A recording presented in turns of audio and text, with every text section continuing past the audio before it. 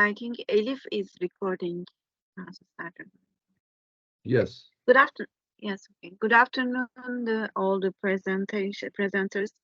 Welcome to the second section of today about our conference. Still, we have a 5 presenter about the regional organizations of the Eurasia.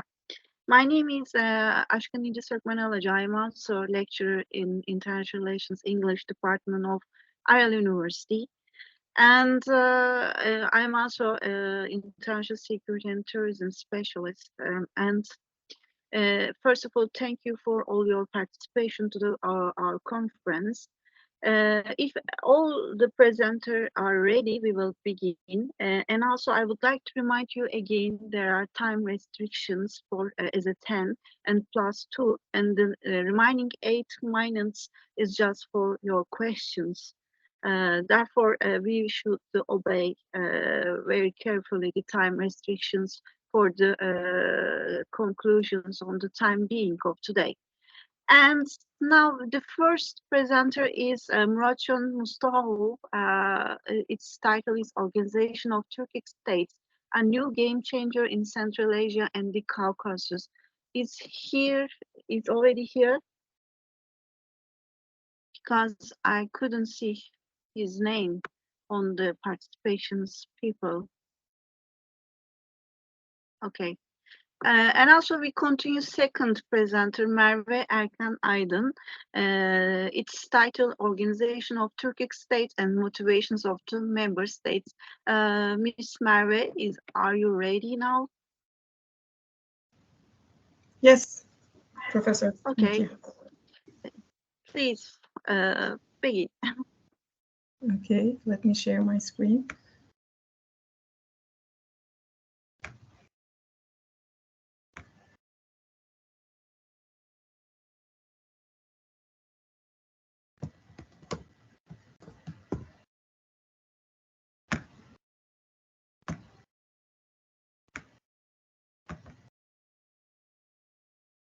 I cannot share my screen. Let me try this.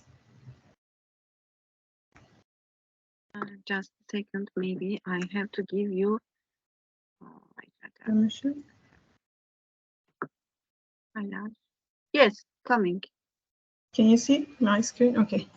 Yes, I'm seeing. Thank you. Hello, everyone. My name is Merve from Shanghai University. Greetings from Shanghai. Thank you for this great opportunity to present my topic. My name is Merve, I mentioned, and my topic is about motivations of member states of the Organization of Turkic States.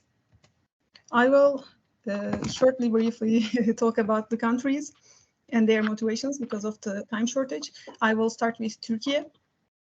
From the political perspective, when we look at the Organization of Turkic States, is a natural sphere of influence for Turkey.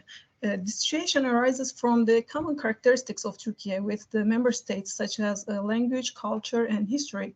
Turkey is a more effective actor both economically and politically than other member countries and has capacity to lead them. For example, Kazakhstan is the organization's second largest economy after Turkey. However, the GDP of this country is about a quarter of that of Turkey. On the other hand, the Middle Corridor project is important for Turkey, both economically and in terms of regional and global prestige. Thanks to this project, Turkey will be able to strengthen its ties with Central Asian Turkic countries and function as a trade bridge connecting Europe and Asia. Finally, it's possible to consider this organization with the increasing importance of Eurasia and the rest of Asia in Turkish foreign policy. For example, Turkey has recently announced the Asia initiative in order to improve its multifaceted relations with Asian countries. In this context, the Organization of Turkic States can have a supporting role for Turkey's aforementioned initiative. On the other hand, considering the differences of opinion with Western countries in various fields, the Turkic world is both an alternative and complementary to the West in terms of Turkish foreign policy. When we look at the economic motivations of Turkey against the Organization of Turkic States, I mean, from the economic perspective, Organization of Turkic States has an important potential for Turkey in terms of energy and trade. In terms of energy, first of all, Turkey is highly dependent on foreign countries for energy. Among the members of the organization, there are oil and gas-rich countries such as Azerbaijan and Kazakhstan. Therefore, the development of relations with Turkic states may mean the diversification of energy suppliers for Turkey. Secondly, Turkey is geographically on the energy transit routes. This means that transporting the energy resources to Central Asia, from Central Asia to Europe and to other world, of course, via Turkey can provide both economic gain and political prestige for this country. In terms of trade, members of the organization correspond to a huge market of 1.5 trillion in GDP.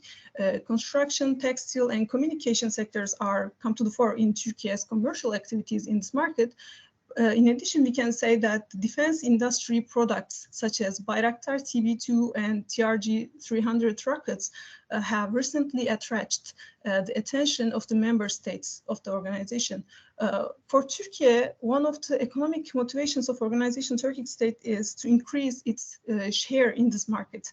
On the other hand, it is envisaged to create a non-stop trade route between East and West through custom agreements and projects that are realized or planned within the organization. This means that with the opening of the Zengezur corridor, Turkey may have direct access to the Central Asian market and China. This is my maps about middle corridor. If there is a question, I will broaden it. My second country is Kazakhstan. From the political perspective, Kazakhstan is the most influential Turkic Republic in Central Asia. In other words, Kazakhstan is the most powerful country in the region, both economically and politically. On the other hand, it is stated on the Organization of Turkic State website that this organization is the brainchild of former Kazakh President Nursultan Nazarbayev, which he is really important figure between the Turkey, Kazakhstan, and Organization of Turkic States. In this respect, this organization is important for Kazakhstan in terms of strengthening its bilateral relations with other Turkic republics and maintaining its position as a leading country among these countries. On the other hand, Kazakhstan has a wide land border and multidimensional relations with Russia and China. The emergence of the Organization of Turkic State as a third power in the region may give Astana an opportunity to balance the influence of these two countries. Moreover, this organization provides a suitable platform for Kazakhstan to develop its relations with the Western world in a multifaceted way, especially through Turkey. When we look at the economic motivations of Kazakhstan, we can say that Kazakhstan aims to both increase its mutual trade with other member countries and benefit from the East-West transit passes through custom agreements, projects, and various agreements within the scope of Organization of Turkic States. This is very important in terms of adopting the country to the market economy and diversifying its economic sectors, because this country's economy is heavily dependent on oil and gas revenues, and therefore instability in natural resource prices may adversely affect the economy. And Kazakh management wants to overcome this situation by diversifying its economy and maybe avoiding from the resource curse or Dutch disease with the contribution of this Organization of Turkic States. Kazakhstan also plans to establish a special economic zone for the Turkic world named Challanges in the city of Turkestan. This country aims to benefit more from the increasing economic interaction between the member states of the Union.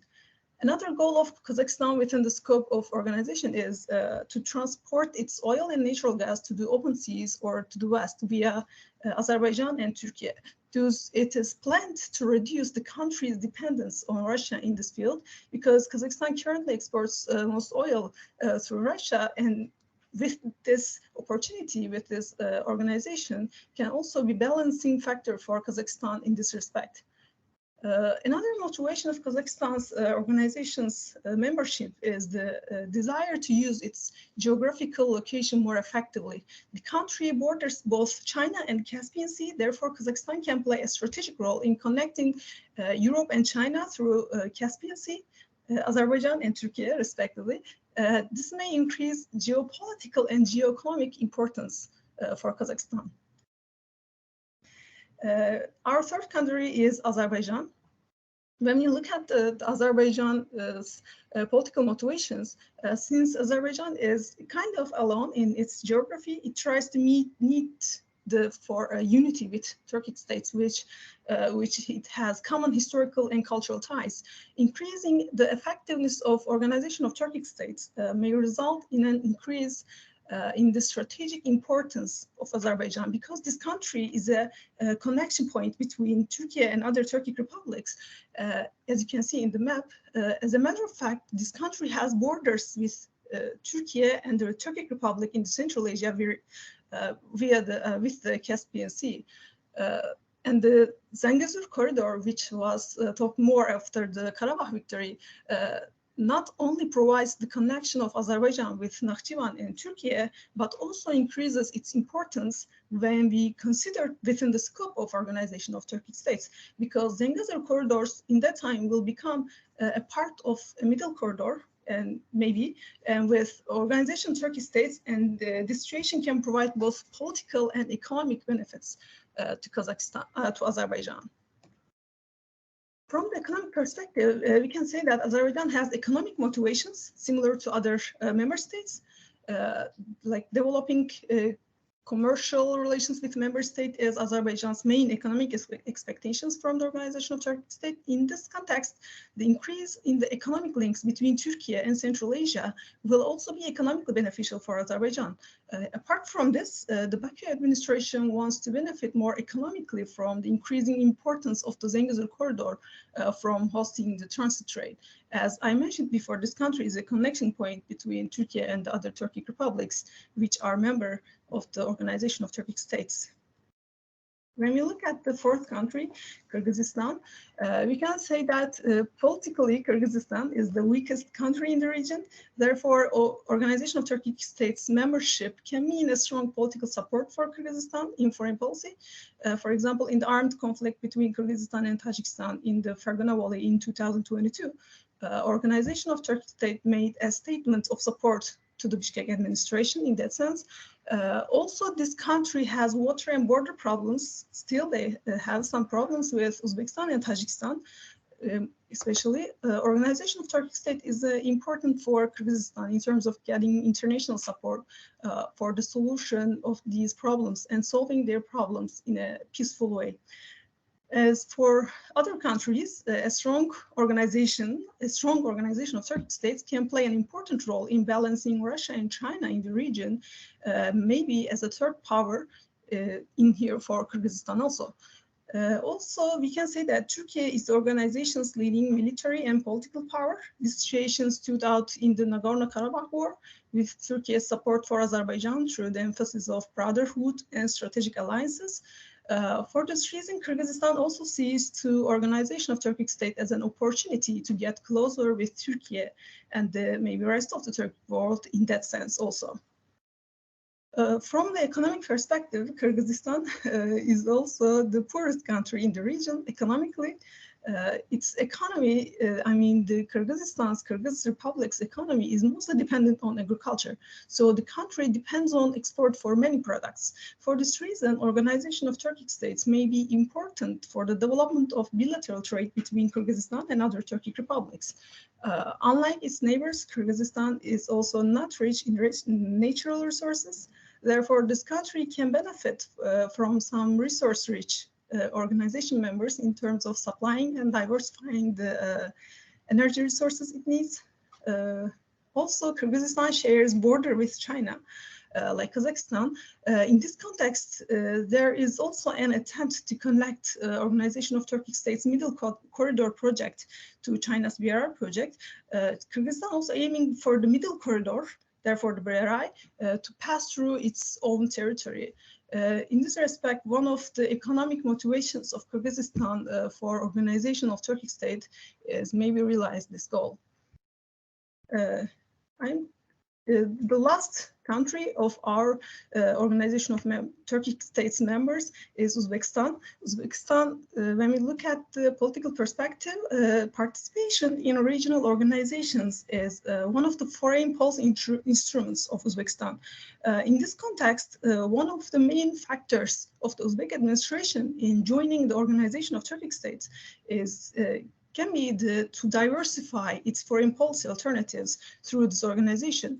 The policy of the president of Uzbekistan, Shavkat Mirziyoyev, which attaches importance to good relations with neighbors, is one of the motivations of this country to join the organization of Turkic states. In this direction, the membership of Kyrgyzstan and Kazakhstan, which are neighbors of Uzbekistan, and acceptance of Hungary, a European country, as an observer member to organization, encouraged the Tashkent administration to become a member. Also, just like other states, the possibility of the organizations coming to the forefront as a third actor that can balance the influence of China and Russia in Central Asia has also turned Uzbekistan to the organization of Turkic states. When we look at the economic perspective, the main motivation for Uzbekistan's membership is totally economic factors.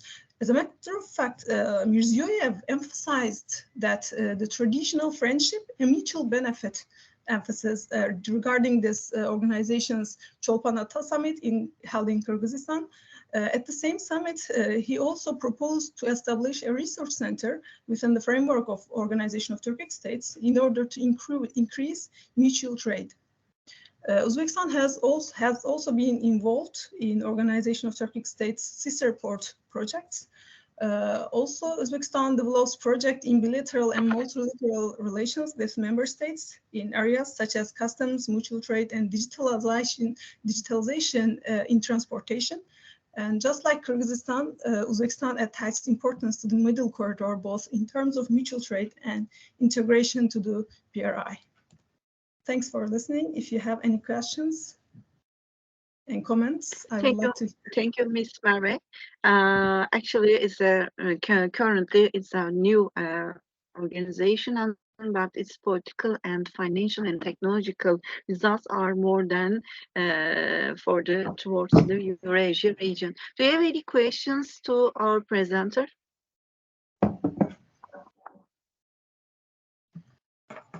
Buyurun Yaşar Bey, buyurun.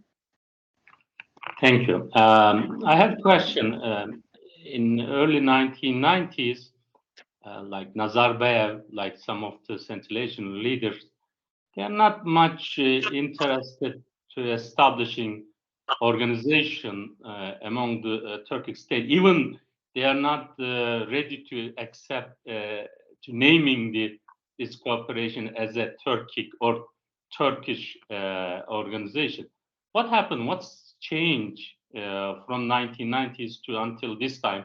Especially, I think we can say 2009 when there was a Nakhchivan meeting, I mean the summit, Nazarbayev offered this to establishing this organization. What kind of changes happened, and they are promoting this organization? Of course, we know the last part, Nagorno-Karabakh, second Nagorno-Karabakh war, and so on. But the early 2000, what happened? What kind of changes happened for that reason? They interested this kind of international organization. This is really good question. Thank you for this question. In too many publications, we can see that they always mentions that organization is a brainchild of Nursultan Nazarbayev, and Nursultan Nazarbayev started this organization as Turkey is the leading or the biggest country in that organization. Everyone says that without Nursultan Nazarbayev or Kazakhstan, Turkey may not have any attempt to build this kind of organization. Many people can say that. In that time, we can say that in early 1990s, actually it starts in 1992, they held 10 summits. The Turkic-speaking countries, states almost every country attended in the first summit. We can see Uzbekistan and Turkmenistan in there also. In that time, maybe they thought that we can start a new organization with Turkic World, and because in that time also Turkey was a NATO alliance. In that time, the importance of Turkey being Western to our brothers and sisters in Central Asia, maybe in that time they thought that we can connect our economy with, in that sense, with Western economy and Westernize many institutions. After that, with the CSTO and Russia, we can say that Russia turned a bit back in that era. Uzbekistan, firstly, they just quit from the organization, and then they attended to the CSTO. Russia led another organization. In that sense, in 2006, as I remember. In here, after 2009, the Nakhchivan issue, they said we can make an organization maybe with Nursultan Nazarbayev again, and then they started doing that. If we like look at more deeply, we can say that they are not doing too many things at the same time. They are always like holding meetings and let's do something important, and they decided to do something important, and it is not very valuable in the physical era because China and Russia have more effects in there too. But after 2000, after like in the last 10 years, maybe Turkey started to act as a big actor in there. Before that, Russia mostly, they said that Turkey is an actor from Western arms, like acts with United States thoughts. But in the last times, Turkey rises as a big actor and realized maybe that we can do something, really we can do something in that era. And then they started to act together. And now everyone, when I checked in the Kazakh scholars, Azerbaijan scholars, and not Kyrgyz mostly, but Uzbeks and Turkish scholars, they mostly say that maybe we can be the third actor in the era, because they already have in most of the professors, of course, that you know that Central Asia has too many regional organizations as any other regions in the world. China-led organizations like Shanghai Cooperation Organization or the CSI or CSTO as Russia-led organizations. And in here, they are like Turkey-led or Turkey-Kazakhstan in that side. Now it's Uzbekistan-led organization, maybe the third power in that sense. I don't know, I make it clear, but. Mr. Yaşar is okay? Thank you. Maybe we will continue this issue discuss later too. I will also make presentations Turkey's relation with the Central Asian countries, so that way we can discuss more. Thank you. Okay. Is there any more questions to the Ms. Erkan? I think it is not. Thank you so much for your presentation. And now on, we will continue Ms. Mandana Tisher from Iran, a Caucasus Cooperation Organization designing a model for regional multilateral collaborations. Ms. Mandana, right, thank you. Yes, please. Hello, Professor Sukman. Ladies and gentlemen, good afternoon. It's both an honor and a pleasure for me to participate in this high-esteemed conference and see familiar figures like Professor Akalin and Professor Bingöl. And I also would like to appreciate the initiative of Istanbul Aral University, especially Professor Ali Bilgin Varlik, to gather us here to discuss about the future trends in Central Asia and Caucasus aspects.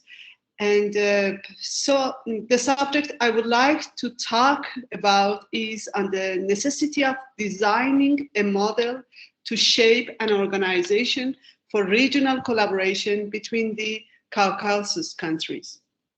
As we know, the exceptional cultural and civilizational features of the Caucasus region have turned it into a treasure trove of cultural, linguistic, racial, and religious diversity throughout history. The peoples of this civilizational sphere have been heirs to the ancient traditions of peaceful coexistence and unity against common enemies.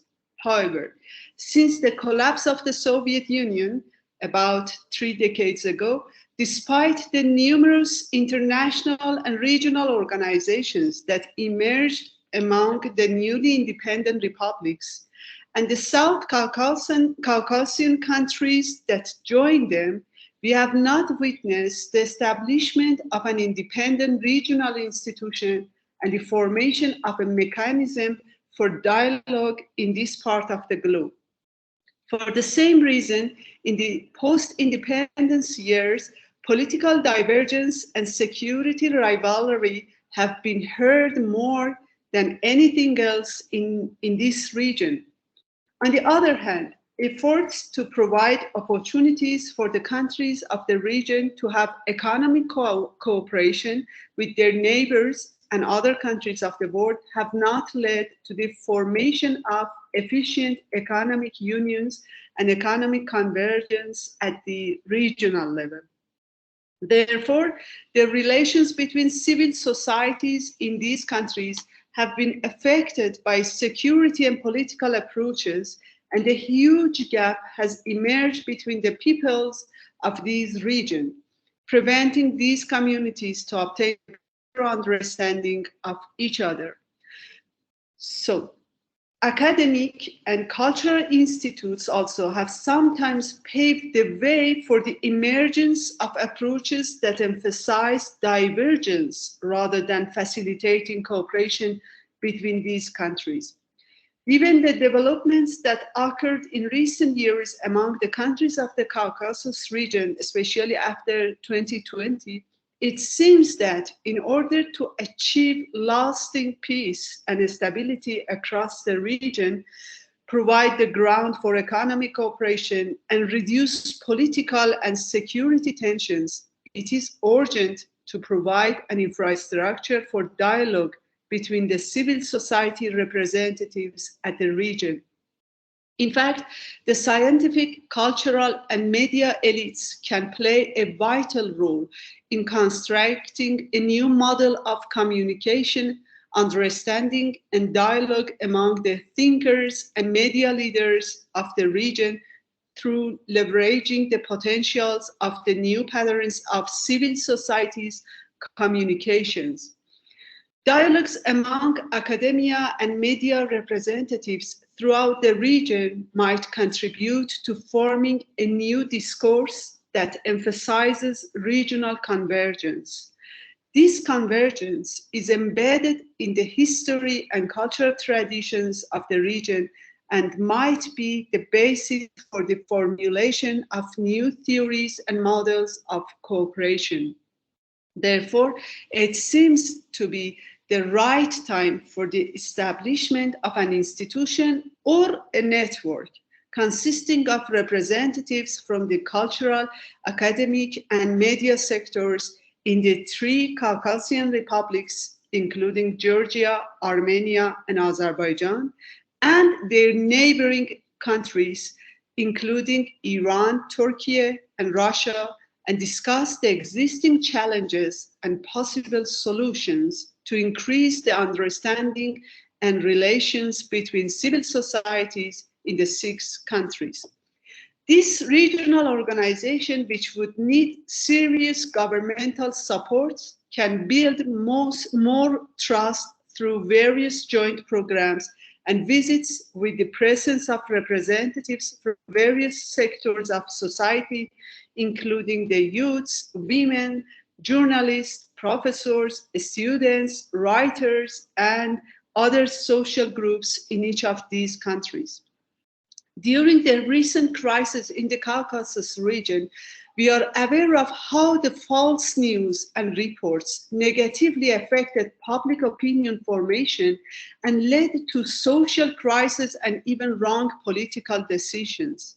A more accurate portrayal of the current situation and efforts to invite the elites and individuals in charge of society's intellectual leaders, political and security tensions, and increase economic and social cooperation in the Caucasus region.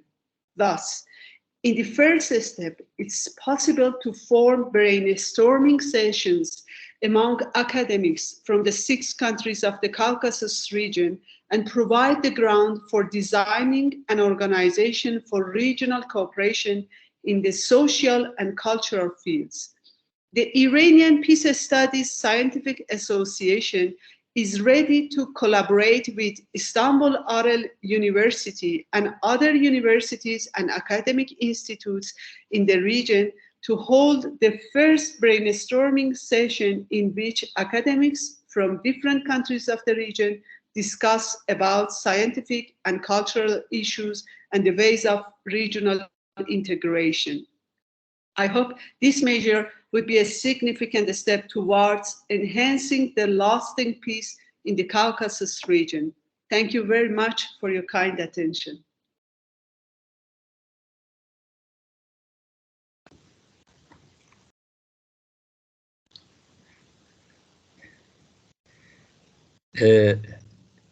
Mrs. Inci? Yes, yes. Do you have any questions to Ms. Mandana? Thank you for your presentation. Not any questions, but I have a few words to say. Dr. Mandana Tishetyar is the name of a big bridge starting from Tehran and joining the rest of the world. And now I see that she already is about to reach Caucasia. Thank you very much. It's was really a very nice contribution. But happily, let me underline a few more items. The peace process, I mean, the model is, of course, we need to discuss the model and cooperate as far as the academia, as far as the media is concerned, the governor support, etc., etc. But a positive development is getting in Caucasia. Russia played a very positive role. Mr. Putin, President of Turkey, Recep Tayyip Erdogan, and Aliyev, and also Iranians played a positive role, and Pashinyan also, I have to underline also the Prime Minister of Armenia, Pashinyan, is making a big effort to have a peace process. And of course, the peace process in Caucasia is very important for us. I mean, for Russians, for Iranians, for Turkey, and for Asians, generally speaking. And so I just want to add the points to Dr. Mandana's presentation. And thank you very much again for Dr. Mandana. Thank you.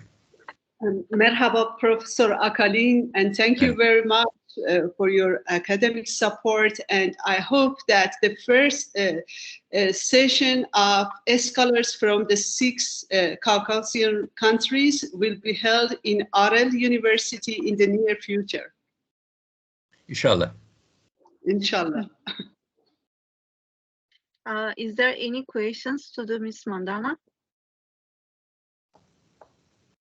For that point, I would like to also say something. West Asia organization from one of the Turkey, they proposed the West Asia organization as economically and politically, of course, together with Iran and also the other regional partners like Syria, Iraq, and also some parts of Central Asia would be realize in the future, because we need the more economical cooperation than the other political clashes.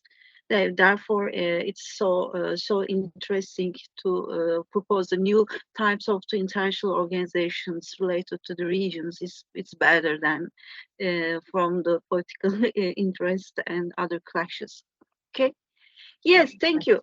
And now the other partner, the other presenter, Gitesh Kumar, changing geopolitics and security of Central Asia, dynamic approach for India. But I haven't seen its name in the participants. It's here. No. Okay, we will next presenter, Milad Hasan Alizadeh. His title is Future Study of Neo-Uranism in Turkey. Yes. Milad, Mr. Milad. Hi. Yeah, I'm here. Merhaba. Okay. Merhaba. But I'm not seeing your face and your presentations. Yes. Could you share us? Let me do it, but it will take couple of. No matter. It doesn't matter.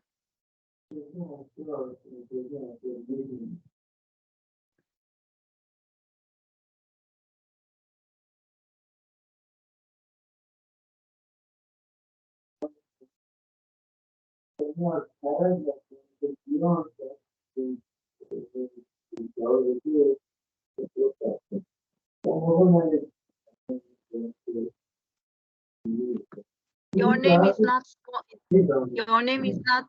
so clear. My name? Your name is not so. Your face, pardon, your sound is not clear. My voice. Is it clear Your now? voice. Yes. Is it clear? Now. But Yes, but I have a still we are not seeing your pictures Yes, and your presentation. I have a technical problem, and if You it is share with me possible, your yes, I can share with you. is it possible to go to next presenter and then come to me, because I have problem with my system. Okay, all right. Okay, next presenter will be Yaşar Sarı. Fundamentals of Turkey's policies toward the Central Asian Turkic states. Mr. Yaşar, I think you are here. Okay, can you see and hear me? Yes, it's very clear. Okay, wonderful. So my topic is to understand Turkey's foreign policy towards the Central Asian Turkic state. First, let me explain the framework which I will try to explain the Turkey's foreign policy related Central Asian Turkic state. In an international relation, we use different level of analysis when we are looking on the development, international development in international system, as well as the foreign policy choice of state. So those Central Asian states became independent after the Soviet Union collapsed in 1991. And as we know, Turkish government in that time is the president was the Turgut Özal, the prime minister was the Süleyman Demirel, and both of them have interested having the close relation with the Central Asian state as well as Azerbaijan because of their Turkic origin. To understand the Turkey's foreign policy, we need to look at the at least 4 different time period. The first time is the early 1990s, which Turkish foreign policy led by the President Özal as well as the Prime Minister Demirel. Their policy is like this, and we consider this center-right politician, these 2 center-right politicians, close to Western countries, and their elegancy is with the NATO and the Western society. But they also realize that international system is changing. with the end of the Cold War, this Turkish political elite thought that Turkey's place in the international system is diminishing, especially after the Soviet Union collapse, and Turkey were the frontier country for NATO to dealing the Soviet threat. So this geopolitical value for Europe, Turkey is diminishing. However, this geopolitical value of the regional system, which is the new system is created in the Caucasus and Central Asia, saw a power vacuum around it, and with the disappearance of the Soviet Union. This gap allowed the Turkey to act more comfortable and to create and implement its foreign policy related foreign policy in that time period. This is unstable, uncertain period 1990s in international and surrounding regional system, and Turkey directed its attention to do this former Soviet republics of the Turkic origin state, which had just gained their independence, and the Turkey trying to seize the opportunity, especially under the leaderships of Özal and the Demirel. But what happened in 1990s also, Turkey has the turmoil in time. The coalition governments, weak coalition government, as well as the Turkish economic condition worsen, especially the April 5th economic crisis. So that's, even though Turkey promised to a lot to this Central Asian Turkic state, but the Turkey support them to had limited. And this time period also we can see the United States see the collapse of the Soviet Union and vacuum emerge in Caucasus and Central Asia as an opportunity to expand its global control hegemony in this region too. And the second reason is the international level. United States was a fear about the Iranian spread of the ideologies to these Central Asian countries. Why? Because of the Americans' political elites thinking in that sense is the thinking the Central Asia, because of the neighboring, the Iran can be influence of Iran quickly, but it's not that. The reason is because of the United States in that time did not have the real expert who's dealing with the Central Asian issues. This is giving that reason United States supported Turkish government effort under the Özal and the Demirel to expand to promote the Turkish model. What was the Turkish model in that time described? The Turkish model is the secular state structure and having the strong relation link with the Western organization, including the Security One, NATO, and the other Western institutions. So that way, the United States thought that the promoting Turkey's in this region will also means that can create a mutual interest in that sense. So what happened? Turkey took to that role under the Özal and Demirel. But with the Özal that in 1993, Süleyman Demirel assumed a symbolic role as a president, Turkey's foreign policy toward Central Asian state was also affected. So this is the if you remember, level of the analysis in international relation. This is more individual level. So when some individual left the scene, then also foreign policy had affected. And this time also in global level, we see that Russia is returning. What does it mean? Russia in early 1990s, under the leadership of the Boris Yeltsin and his foreign minister Andrei Kozyrev, wants to establish the close relation with the West and ignoring the other, especially Central Asian or the Caucasus part of the former Soviet region. They mainly concentrate on to make Russia as a member of the Western club. Even that time, among the Russian liberal elite, they thought that they can be a member of the NATO too. So this is today we are. This idea is very strange, but at that time they were discussing, and that discussion happened among the Russian political elite too. But that also changed in starting from 1993. First parliamentary election in Russian Duma, the Communist Party and the neo-nationalist party led neo-nationalist party took the majority in the parliament, and they pushed the Russian government to change policy too. And one reason also Russian government realized that Western countries will not accept Russia as a member of the Western club. And in that time, the leaderships also changed. Yevgeny Primakov became the foreign minister of Russia, and Russia declared a near abroad policy. So that means Russia realized that to be a important major power, Russia needs to first be a dominant power in the former Soviet region, including the Central Asia and the Caucasus.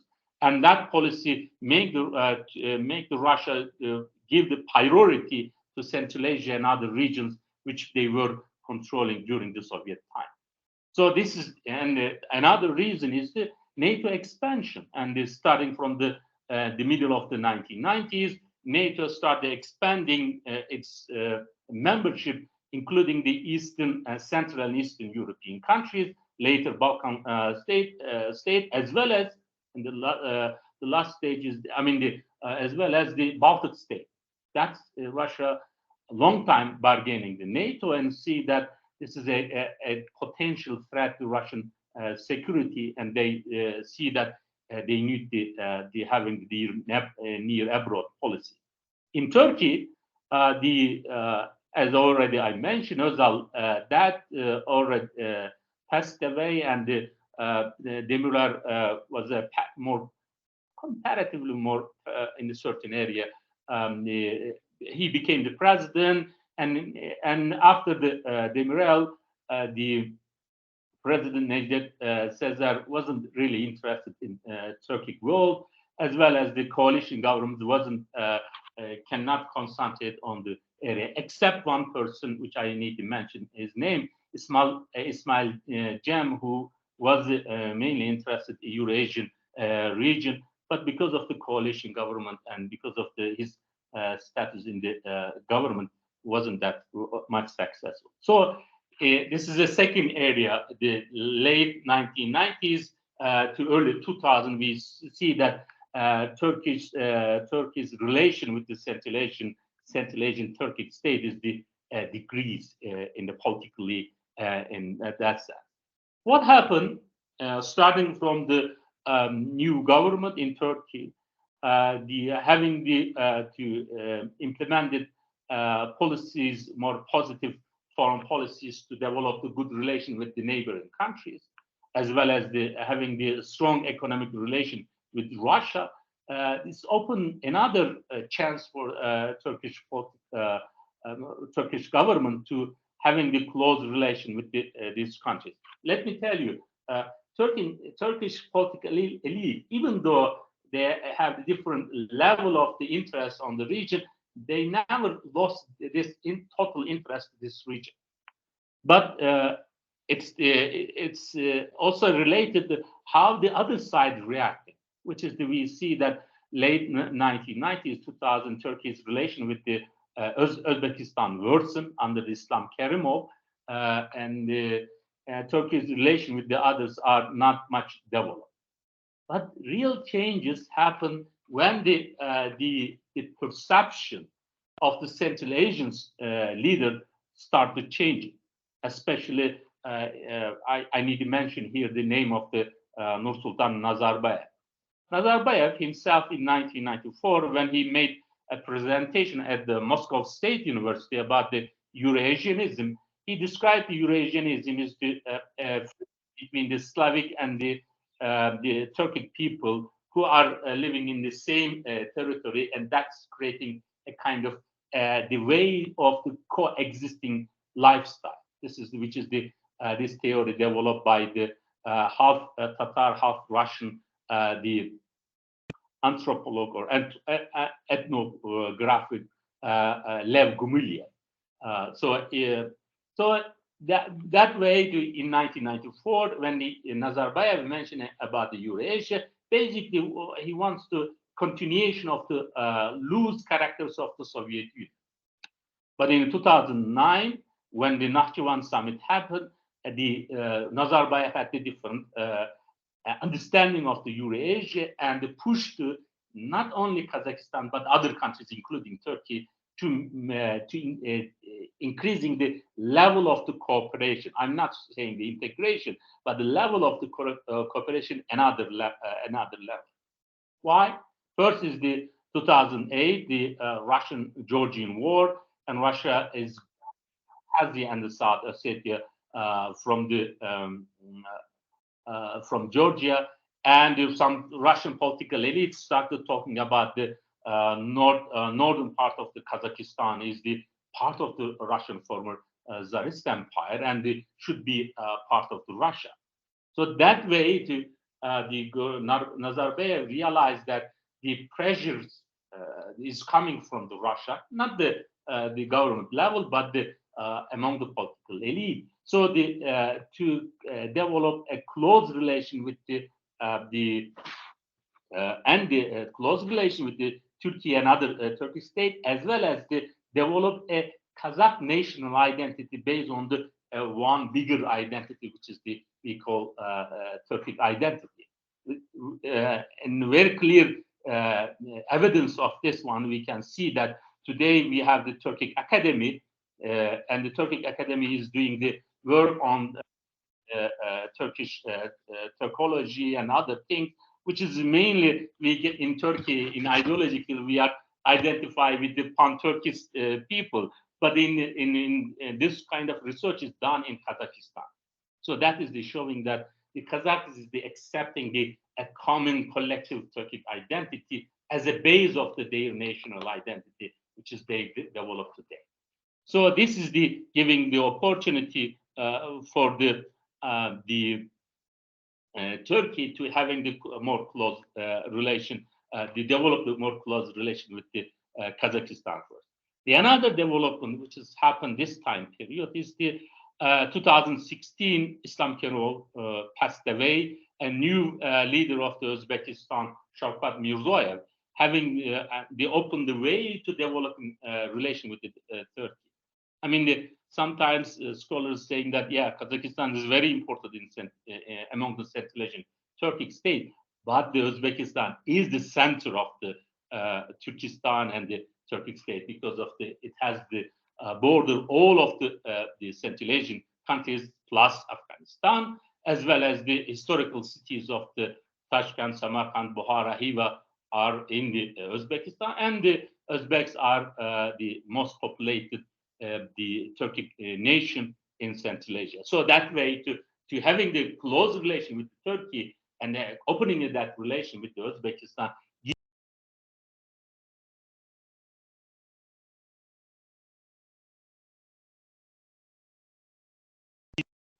the elite is in that sense.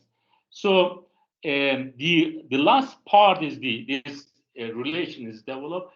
The Nagorno-Karabakh war, the second one in 2021, this war is showing that Turkey is supported Azerbaijan to achieving its main goal to liberating the Karabakh region from the Armenian occupation. And the second reason is the economic relation with the Turkey and the Central Asian countries increasing because of this is also related international, the changes happen at the international level, the Chinese economic growth and the Chinese, the Project Belt and Road Initiative open opportunity for Turkey and the Turkic state to emphasizing the role of the middle corridor. That is the so Both is ideational, cultural relation is this making it strong, and second thing is to the economic way to Turkey's relation with the Central Asian is increased, and the third is the related level of the civil society.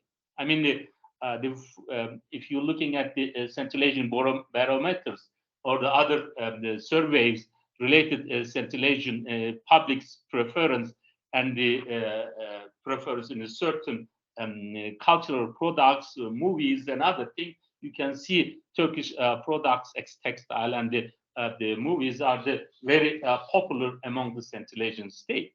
I mean, this even 1990s they had this interest. Let me give my own observation. When I was in Osh in the Fergana Valley, the meeting with the two old ladies, one is the Kyrgyz, the other is the Uzbek, and both of them mentioned when we talking about the Turkey and other things, they mention about the movie which they watched during the Soviet time in late 1980s, early 1990s, about the Challanges. This is a movie. And when I asked this Uzbek and Kyrgyz lady why they interested in this movie, because of that movie's character, which is played by the that main character is the remind them to their young age. So that's they find the cultural similarities between them and the culture in Turkey. For that reason, they see the closeness. But as I already highlighted, this closeness is not only related because of the ideational, the having the common identity, but also in the recent mutual interest in increasing making these countries closer to each other. The last part which I want to highlight is the already one colleagues already mentioned about the establishment of the organization of the Turkic state. First, as far as we know that this organization already established, which is called the Turkic Council or the Turkish-speaking countries council, which is that council is mainly they didn't have the organizational structure, or they didn't recognize as an international organization, but they had they concentrated on the more cultural, educational issues, or more social issues, civil society issues. In November 2021, they created the organization, and they later also recognized by United Nations as an international organization. And they declared a 2040 vision. If you're looking at this vision, you can see the three main part, and the three main part is the related the political, economical, and the cultural, educational relation. They emphasize on the security issues. They mainly emphasize on the economic cooperation and emphasize on the cultural relations. So they combine this relation between Turkey and the Central Asian Turkic state, not based on the bilateral relation, but also based on the multilateral platform where they can have the joint projects and so on. This is a kind of the Turkey's relation with the Central Asian multilateralized, as well as the politicized in that sense, the establishment of this regional organization. And this is showing that the primary purpose of this organization to increasing the level of the cooperation, which is the highest level, is the integration. I don't think in the near future there is integration process, and for that reason I cannot say that this is the organization as the pan-Turkish organization. This organization, the OTC, is based on the mutual interest on the economic and political area, as well as the understanding of the common identity among this state. And the third is because of the international system is very competitive. We are shifting from Atlantic-oriented to more Asia-Pacific-oriented international system. That is opening the more opportunities both states and pushing them to to act as a altogether regional organization, so the benefiting from these changes. Thank you for listening. If you have any question, I can go more details and give the examples too. Thank you. Is there any questions to the Mr. Yaşar Sarı? Thank you for your presentation, Mr. Sarı. If anyone has Yes. not, maybe I can ask one question. No. Okay. Okay. Thank you so much for your presentation. I had too many notes. Some scholars say that Turkey had a Eurasian shift because of the China and BRI and good relations with Russia. And other sense, some scholars say that Turkey has Eurasian shift because of they tried to secure like secular ties of Turkey with West. It was failed, and then they tried a Muslim identity with Middle Eastern, and then they couldn't manage it as they want. And now they are trying to, they in Turkey, they're trying to like use the Turkic identity, being a Turk in Eurasia. Which one is correct in that sense? What would your comment be on that? Okay, I'm sure that Milad may talk about that kind of identity shift, but I'm not. Yeah, identity is important to describing the societies and the states, but in foreign policy, I don't think the identity is the main concepts which is describe the foreign policy choice of the state. Of course, that identity can help to shifting the countries. Let me first say that Turkey is not changing its position. Totally changing its position. But Turkey also realizing that international system is changing. The international system is changing to being the connecting to the West. Turkey see that its connection West is decreasing, and the West is not really giving the value which Turkey expected, and that is the making Turkey is looking for the other area to develop its foreign policy choice, as well as the Turkey trying to use the opportunities which is today this shifting from Atlantic to Asia Pacific, the power shift, and Turkey see that the only way to get benefit from this shift to develop the close relation with the Central Asian Turkic state. For that reason, let me give the one example. Turkey's values for Central Asian state is also depends on the Turkey's values in Europe too. So in that sense, Turkey is not only politically balanced between East and the West in that case, also Turkey need to balance its values for both sides. And that values is only not based on the identity, which is they call the Turkic Muslim and so on. That's in the political area, in the foreign policy, those concepts are secondary concepts, which is not the really, if we use the academic word, not the dependent variables. Independent variables, which is influencing the dependent variable. This is more this is in the middle variable, which is I forgot right now. There's intervening variables, which is helping this process is speeding up or slowing down. Okay. Thanks so much. Merve? Okay. I think there's no any questions to the Mr. Yaşar. We will continue with Mr. Milad because I am now seeing his presentation. Okay, the chair is yours. Yes. Yes. Am I audible? And do you have my picture and my presentation? Sorry. Yes. Am I? Do you see my picture too? Yes. Okay, good.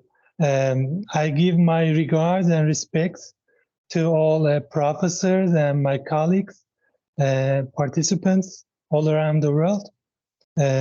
Because of shortage of time, I will go directly to my presentation.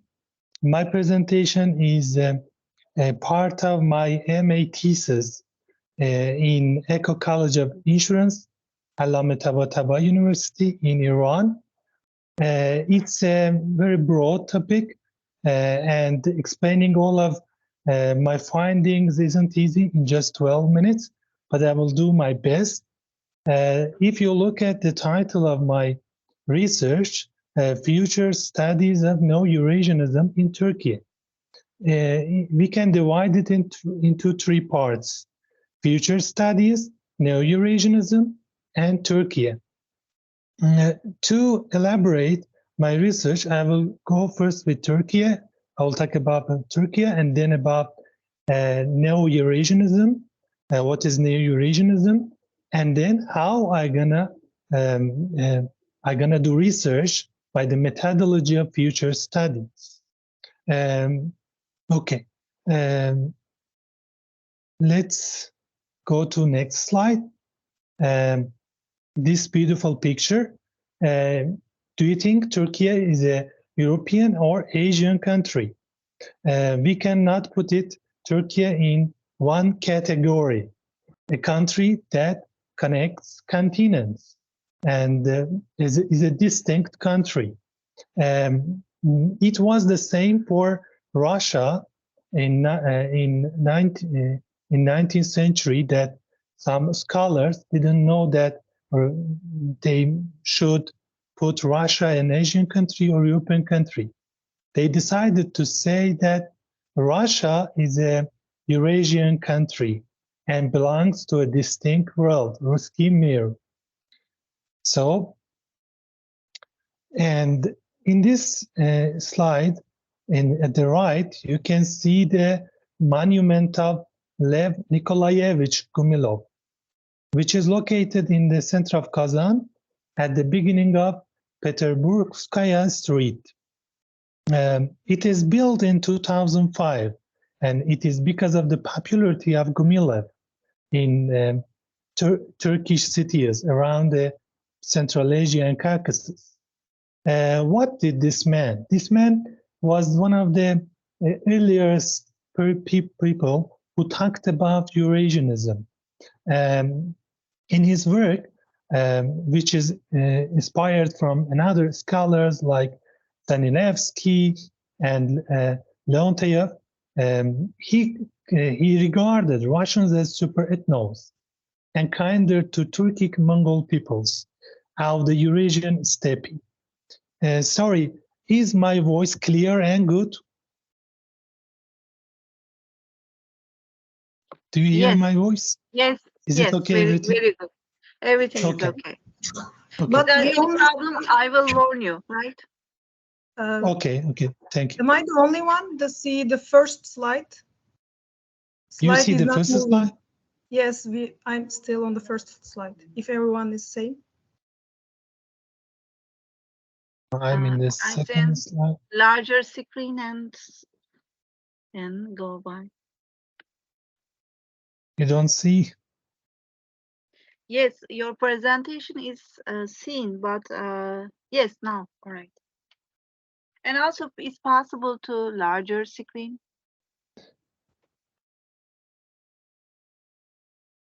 But when I extend it, no, I think it's okay now.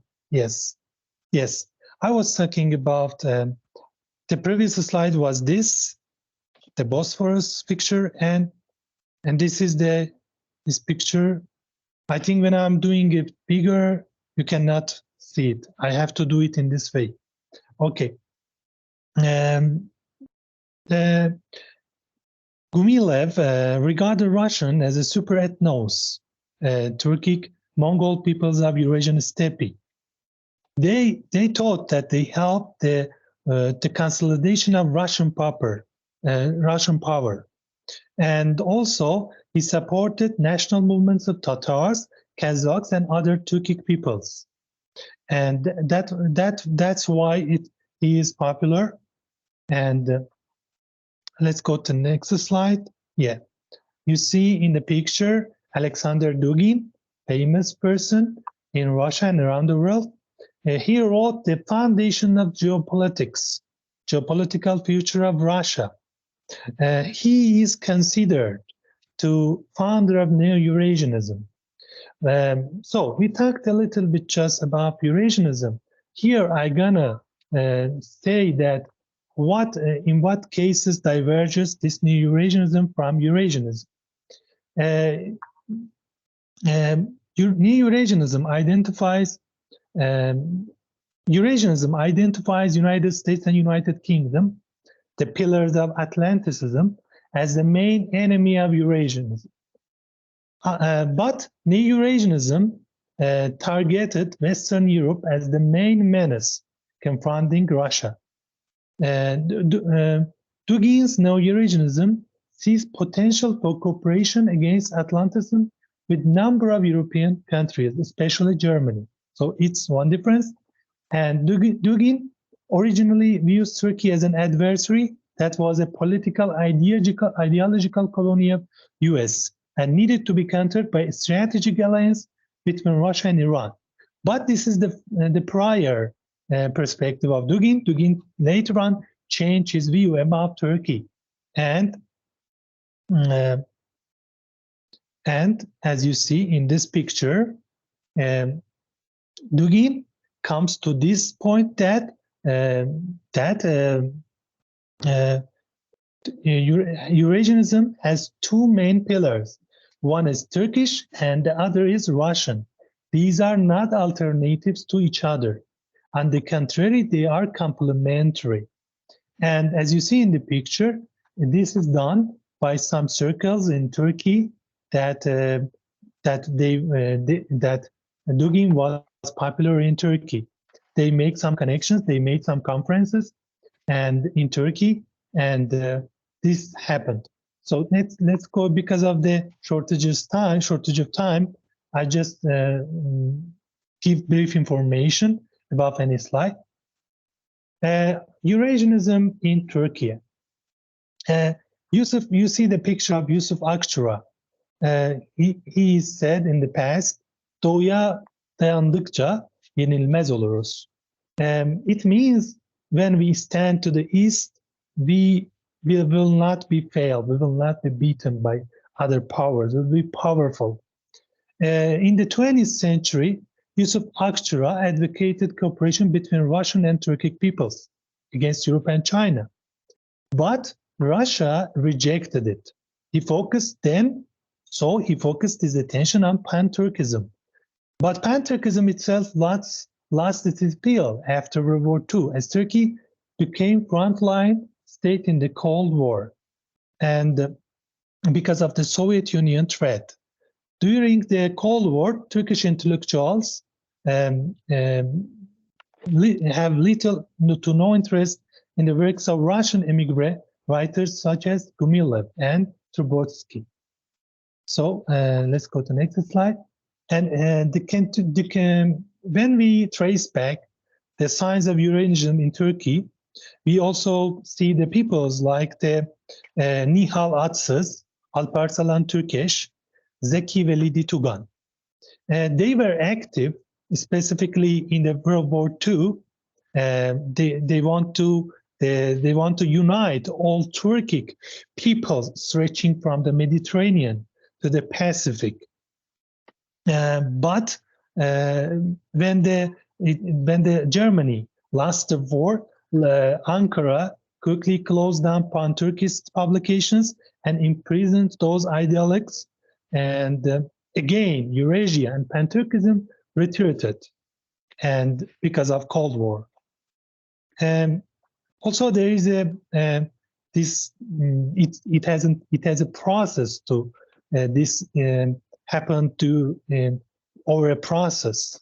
Turkey turned to West in pressure of USSR because of Turkish trade crisis with the USSR. Greek Civil War lead to financial support through Mediterranean creation, which helped which had financial support to Turkey, and Turkey becomes NATO membership and turning to US. Okay, and in the continuous, when we continue these traces of Eurasianism in Turkey, we come to Turkish poet writer Atilla İlhan, who popularized the idea of a historically embedded Turkish-Russian alliance preordinate by geopolitics and nature. He studied in France, but he was a strong anti-Western, anti-imperialist. One of his great works was the introducing of Ismail Gasparinsky and also Sultan Galiyev. Again, when we continue in Eurasianism tracing back in Turkey, we come to presidents and prime ministers in Turkey, Turgut Özal, Süleyman Demirel. It was their sentence that they were saying Turkish rule stretching from the Adriatic to the Great Wall of China. And the famous ideologue of this Turkish Eurasianism is Doğu Perinçek with his famous book Avrasya Seçeneği, Türkiye için Bağımsız Dış Politika. His publication is very important. He's one of famous neo-Eurasianists in Turkey, has a good relation with neo-Eurasianists in Russia. Meaning of neo-Eurasianism in general, what does it mean, neo-Eurasianism? First of all, compared to Russian Eurasianism, we don't have a specific meaning for Eurasianism in Turkey. It's in my research, it's a shorthand word to describe the ways the Eurasianism in Turkey.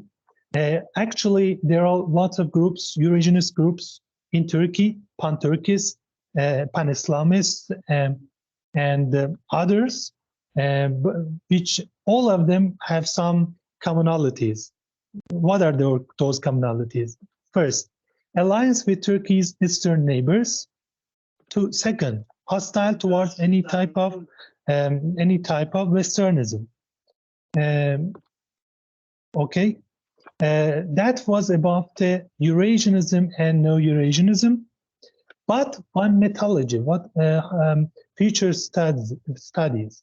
Why we say future studies and not future study? This S at the end of futures means transition from linear futures to multiple futures. In my research, in my thesis, I have envisioned different futures for Turkish Eurasianism, this Turkish Eurasianism with different groups. And in any picture that Turkey will have in the future about his Eurasianism, it will have great, huge impact in the region from different points and aspects. And scenarios, I have made some scenarios, I have written some scenarios, possible, probable, preferable, and plausible futures.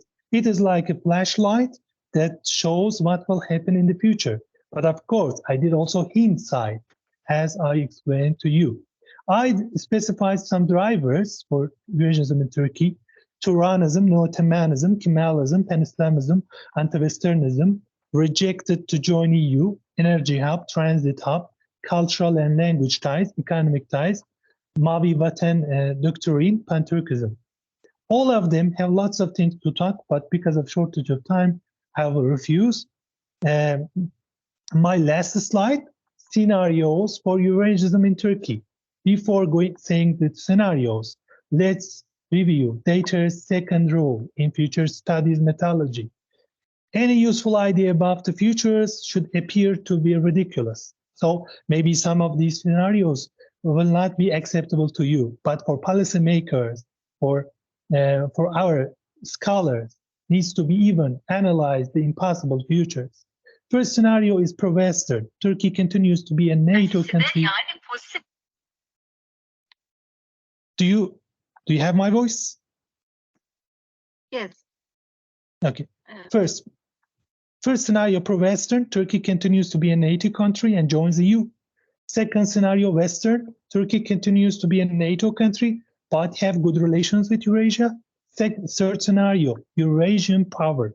Turkey as an independent country in Eurasia without support of West or Russia. Pro-Russian, Turkey rapprochement with Russia and good relation with Eurasian countries, and anti-Westernism and leaves NATO. Middle Eastern Turkey, Turkey shifts to Middle East and not Eurasia or Europe. This is, we can say, a scenario pan-Islamism, we can imagine for pan-Islamism, Eurasianism. We can talk about all these scenarios, hours and hours, but I will refuse. Thank you for paying attention and giving time for my presentation. Any questions? Okay. Yes, any questions?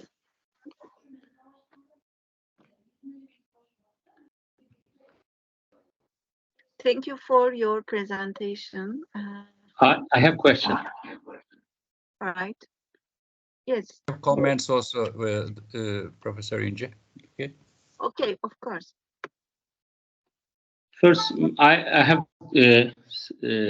First, let me ask the last question because of the last point you mentioned about the possible, the different scenario, and you talk about the possible, predictable, and plausible scenario. Which one you think that the plausible, predictable, possible scenarios? Which one first? The second is the I realize that you are using the pan-Turkism and Turkey's Eurasianism is the same concept, but there are differences. So not all Eurasianist approach is the pan-Turkish. So you need to clarify yes. this one. The last one yes. is the third one is the Alexander Dugin. When he first time he published books on geopolitics, he had a different scenario related to Turkey. He was in the first version of the book. He mentioned about the Turkey should be divided.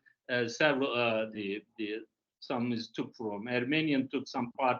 The Greek can took to the other part. Then later, and after 10 years later, when he interacted with the Turkish scholars or the politicians, including, then he changed his perspective related to Turkey's position in Eurasia. Why did these changes happen? Sorry, can you repeat your last sentence? As I already mentioned, the Dugin's the first version of the geopolitics book. He talk about the Eurasia, how Eurasian countries should act together.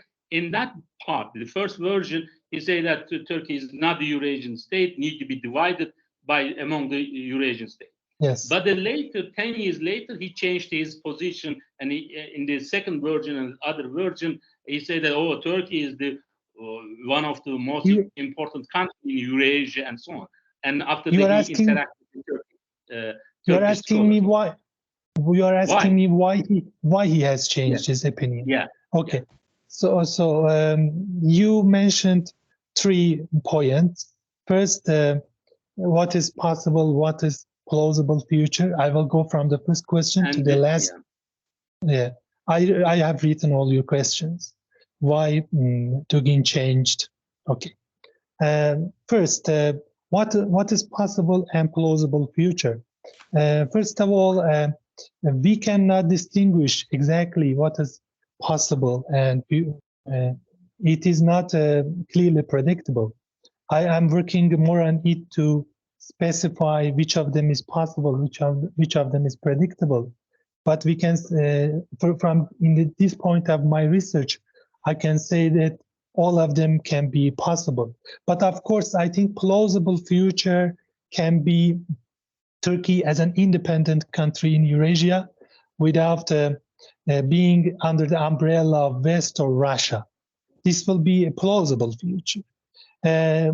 Also possible future, we can say Turkey will continue to be a NATO country, but will have good relations with Eurasian countries. This can also be possible future, but I am working more on these scenarios in this point of my research. You said that Pan-Turkism is not Eurasianist.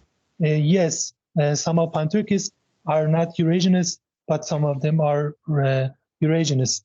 I didn't mean that in my presentation. I never said that Pan-Turkism is a Eurasianist, but Pan-Turkism is one of the drivers of Eurasianism in Turkish foreign policy and politics. And third question, why Dugin has changed his opinion. As you said, when we look at Dugin's book, he imagines Turkey as a country must be torn, must be divided into different regions, and the term, which I'm not accepted, this term also is a same goat. He says Turkey is a same goat in his first published books.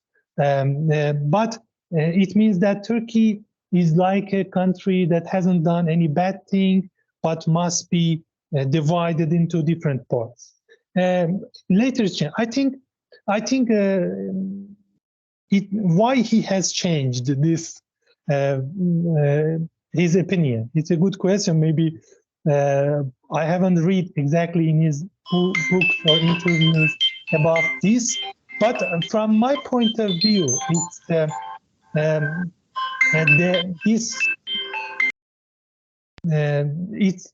it's because of the friendship circles in Turkey, because even the Vladimir Putin's representative in the Eurasian conference that is held in Turkey was present, and Doğu Perinçek was one of the I think chairmen with Kozhelny, with the representative of Russian president. So I think this friendship has made him to change. And also one important thing, I think Turkey in the Eurasia is an inevitable country. No one can ignore or neglect Turkey power because of strategic geopolitics and its cultural and economic ties with Central Asian and Caucasus countries. If you have more questions, I'm at your service. Yes, any question? Can I have my turn? Yes, Mr. Okay. Yes, Mr. Akalan. Okay. Well, Turkey and Eurasianism is a very interesting subject, and we have a lot of guests from all over Asia, and this is an important discussion. Let's first make it clear that Yusuf Akçura was born in Kazan. He is a Turkish Muslim. He is a pioneer of Turkish nationalism. But as far as Turkish relation with Russia, he is not an important figure. I mean, it is something else. Secondly, as underlined Dr. Yaşar, Eurasianism has nothing to do with Pan-Turanism. Pan-Turanism was an idea at the beginning of the 20th century with the birth of the Turkish nationalism. But it ended up with Atatürk, because Atatürk was the best ally of the Soviet Union, or let's put it this way, the Soviet Union was the best ally of Turkey. And secondly, Iran, etc., etc., and after Arabs. So Pan-Turanism as an idea can be still discussed, but as a politics, no Pan-Turanism anymore after Atatürk, including our actual leaders. Okay. Dugin came to Turkey. When Dugin came first to Turkey, he was favoring Iran. I mean, in this sense, you can be correct.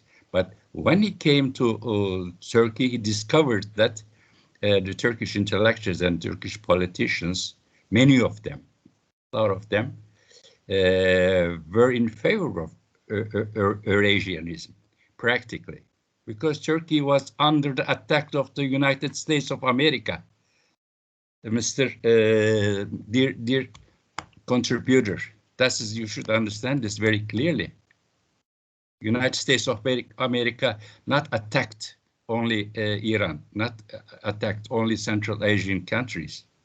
United States of America attacked Iraq, divided Iraq, and then divided Syria.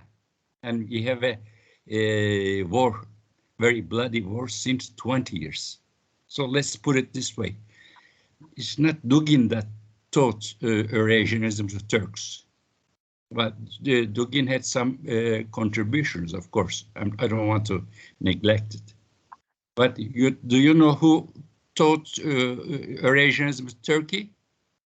Washington, London, NATO, Brussels, etc. These forces taught Turkey about Eurasianism, and now Turkey still hesitates in between Eurasia and Atlantic, but more and more our leaders and authorities see that we have better neighbors, Russians, Iranians, Iraqians, Indians, Chinese, compared to Americans or the Atlanticists. So let's put it this way. I mean, it's not Twin that taught Eurasianism to Turkish people. To tell you the truth, the reality of Turkey is that 90% of the Turkish population, at least, they hate United States. They hate NATO. But it is difficult to get out of NATO. It is like a revolution. It's not. It's an order. It's not easy. And as you see, Ukrainian war, United States trying to get into the Black Sea. United States is trying to get into the Romania, Bulgaria, etc., etc. It's not easy. But Recep Tayyip Erdogan and Turkish authorities tried at least to balance the Atlantic forces with Russia and with Iran, etc. They're right. Are they? Can we call them Eurasianists? Well, it's not. I don't know, but we have a Turkey different than Özal. We have a Turkey different than Demirel. Because we have different historical conditions. Okay, there are two scenarios in front of the of Turkey. Either going to be to continue with Atlantics, or to have a future in Eurasia.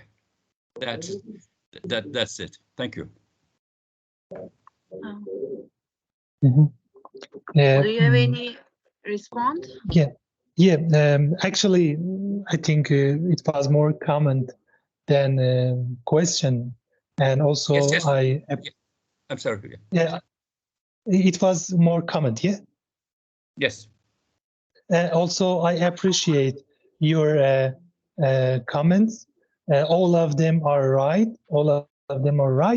But one thing I didn't say that Dugin taught Eurasianism to the Turkey people, Turkey politics. The Eurasianism has been existed in Turkey politics from many years ago, and actually, as the professor said, it is just a term to talk about the Turkey direction in a different way than Western countries, to Europe, through Europe, to the Atlanticism, to in another direction. And of course, there are lots of scholars, there are lots of geopoliticians that has talked in Turkey and also in Russia about the Eurasianism, about the anti-Westernism. But in this just 12 minutes, it was just what I could do my best. Also in this slide that you say that I have written that compared to Russian Eurasianism, it is difficult to talk about the existence of a Turkish Eurasianism. And I have gathered all those anti-Western ideologies as a driver of changing the direction of Turkey in international arena. That's it. Okay. Yes, actually, new vision of the Turkey is a Turkish century. It's like a blends diplomacy among the current powers. And as we know that a new international economy is already begun to create by BRICS countries. Therefore, Turkey is always wants to be catch up the new realities, not staying together with Atlantic worlds, because still the US have a problems with its allies within the NATO, even the NATO. Therefore, new world is creation. Now the new world is creating, and Turkey wants to be taking place in that world as a good role or strategic role and other things roles. Therefore, all the time we are just focusing on one side is or the other side. This is wrong comments for according to my opinions, because new realities is coming and Turkey wants to be also part of these realities. Okay, this is my contribution to. Okay. All right. Okay. And now, yes. Before finishing, I just want to say that I work in this research more. I will work more and more, and if some of the scholars who are participating can help me, or we can do some cooperations, I'm very open to have this kind of cooperations or changing our opinions. So my email is existed. Also, I work in future studies methodology. So I'm open to communications. I'm based on Tehran, but I'm ready to have academic cooperations in this subject. That's it. Thank you. Now we come to the last presentations for Shirin Tajik and Cüneyt Akalın together is going to present. Their titles is Turkey's role in Afghanistan's political and security developments, emphasizing the Afghan peace. Shirin is here. Is Shirin? I saw her name. Mr. Akalın, are you going to make your presentations alone? No. Shirin is going to make our presentation. I mean, it's essentially Shirin's presentation. I was her supervisor. I helped her, but yes, Shirin. How are you, Shirin? She visited our university last year. She's an Afghan, and also now she currently lives in Iran, right? Hello, Professor. Hi. Öncelikle pek kıymetli hocam, Profesör Doktor Akalino ve Arabi Üniversitesi'nin değerli profesörlerine geçtiğimiz yıl derslerine katılmama izin verdikleri için en içten dileklerimle teşekkür ederim. Thank you. Shirin, is also possible to open your your picture and your presentation because we have not seen your picture. I think my camera has some problem. It's not clear, Yes. but I want to share my screen. Okay.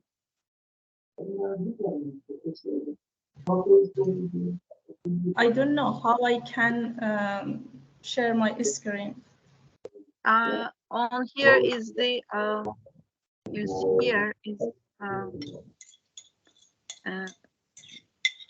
Cüneyt Hocam, acaba paylaşabilir misiniz eğer sizde varsa? Çünkü bana gelmedi. Hayır, bende yok. Şirin'de var. Yani tekrar ediyorum, şeyin hakikaten bu I mean the presentation belong to Shirin. I just helped her, so I don't have anything with me. Shirin, can you send your presentation to me? I will share it in your behalf By email. by Okay, email. I can.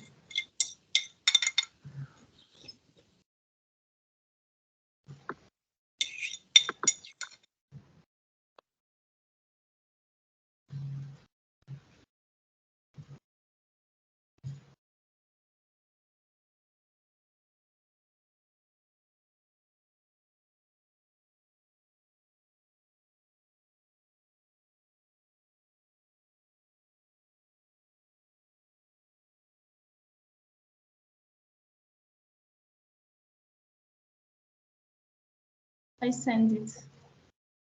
To Ali Bilgin Varlık. Arele Dutiyar. The last email that I received from Aral University conference, I sent my presentation.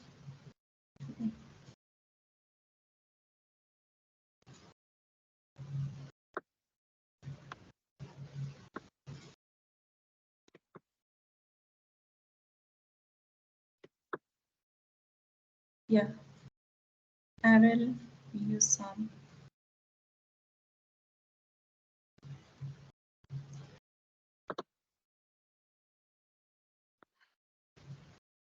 Did you send it to Yes. Ali Bilgin Varlık at RL? Yes, I sent to Aral Yusam. It's okay?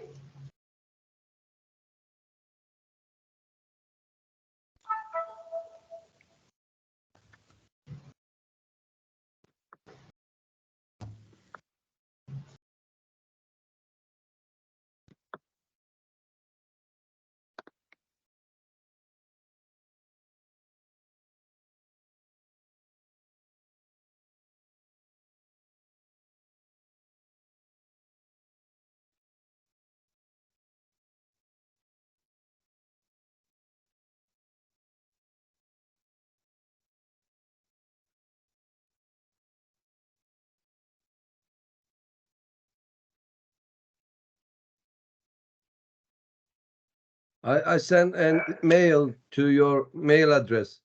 Please Okay. upload on it.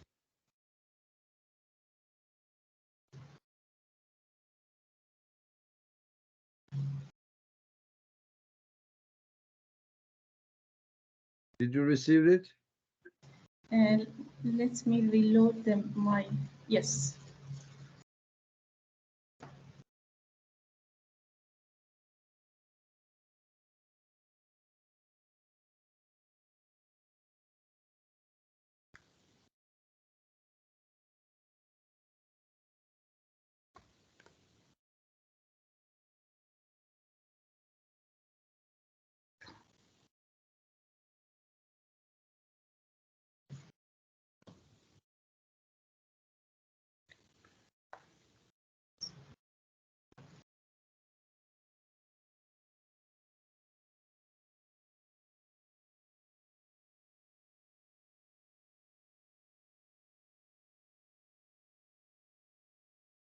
I send it.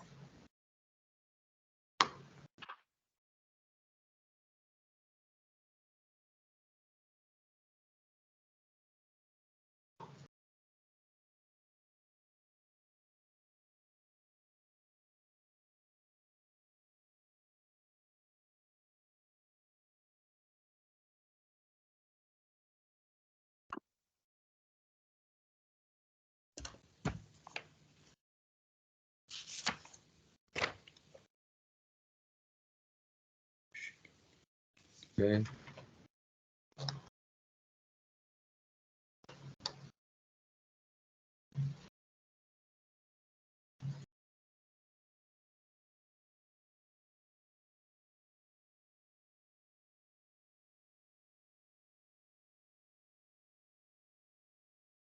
I received it. I sent it to Elif. Elif is going to open it up.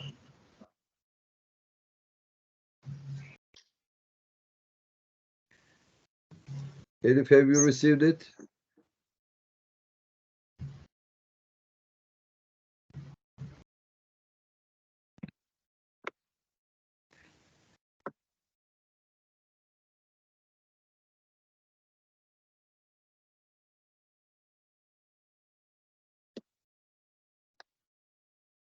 share it, please.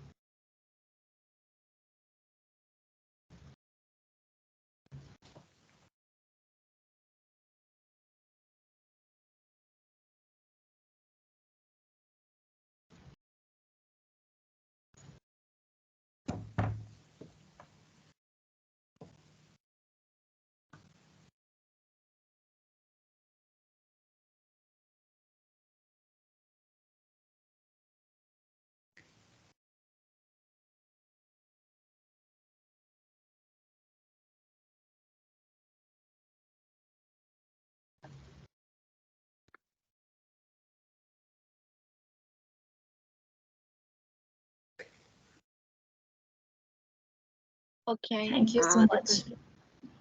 Yes, the chair is yours. Thank you, Professor.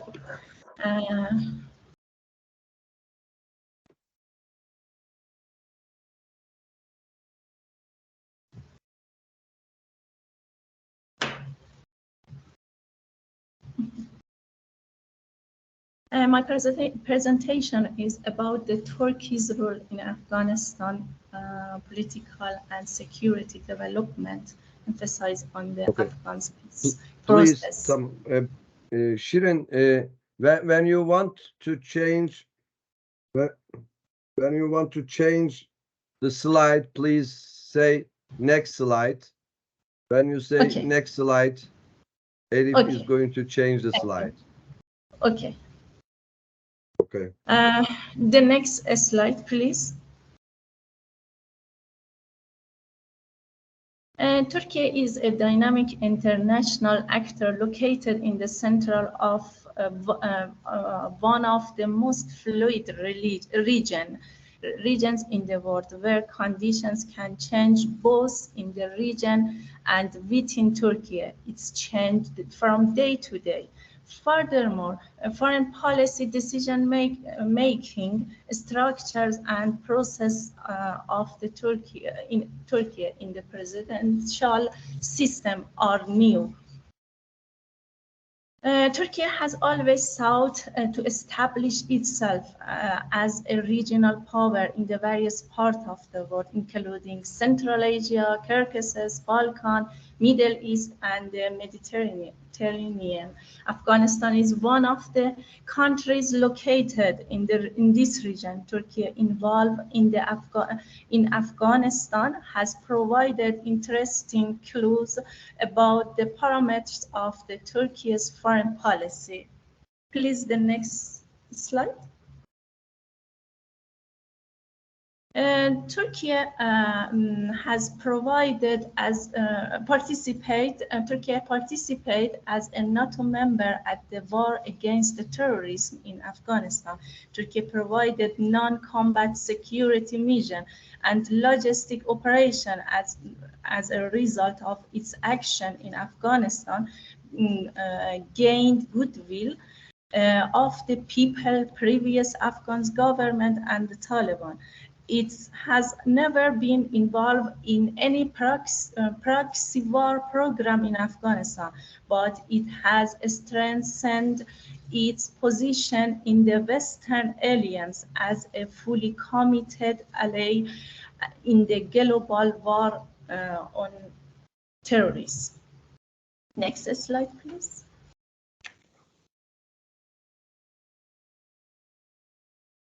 With the starting Afghanistan peace talk, the role of regional and non-regional actors are very important.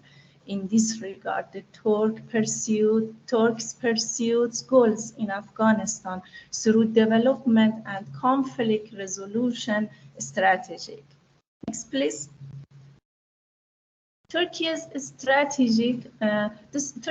strategy in Afghanistan, neo-Ottomanism, which gives prominence of Islam and Turkey's empirical history as a tool of soft power in guiding foreign policy. By this approach, Turkey turned itself into real global power. For this reason, this country has become a central actor and play a role separately or in the form of the regional and extra-regional organization. And also Turkey's role as a member of NATO play the role in Afghanistan in ISAF and RSM. Please, the next. The Justic Development Party. A role of Turkey outside of the NATO activity in the field of development. Turkey from the TICA economic relationship and Turkey as a corridor and Yunus Emre activity in the field of mediation between the Taliban and the Afghans group and other part of the mediation between the Afghans and neighbor. They established the heart of the Asia Istanbul process that gathering 70 countries together. It was the main action of Turkey in the mediation of Afghanistan. The next one, please. Justic and Development Party was a party with an Islamic party intended to present different program and strategy in the field of foreign policy compared to the previous government that had a secular policy. This change in the Turkish foreign policy brought about a definition of new role. The Justic and Development Party defined two roles for itself in Afghanistan as a developer in the political development of Afghanistan security, and other as a mediation in the peace process. The next one, please.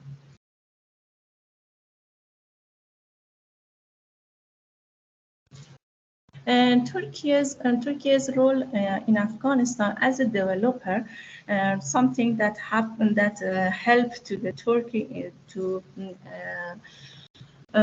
do this to do this role for itself in Afghanistan. The first one was identity of Pan-Turkism, the cultural heritage of Ottoman Empire, the strategic position of the Turkey, and the relationship of the country with the regional and extra-regional organization made Turkey to show the face of the capable and intelligent actor in the region. And another role was as a mediator in the peace process. The next one, please.